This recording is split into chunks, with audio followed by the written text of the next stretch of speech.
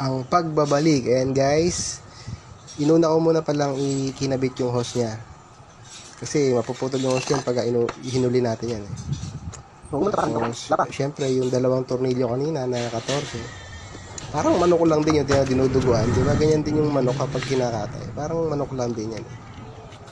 Yung alalay ko kasi medyo makulit, tapak ng tapak sa clutch, kaya yun, tulo ng tulo wala pa yung fittings niyan, kaya yung fluid tulo ng tulo. Pero okay lang din naman kasi pinalitan din namin yung fluid dahil nga kulay kape na po yung fluid nito papalitan din namin ng bagong fluid. Yan, pinakabit ko na po dyan yung Yabi 14 po, yung pinaka niya. Ayun, tumutulo po, di ba? Kasi nga po, makulit nga po yung aking alalay. Tapak ng tapak sa clutch. Sinabi ko na nga wala pa nga pong fittings Yan guys.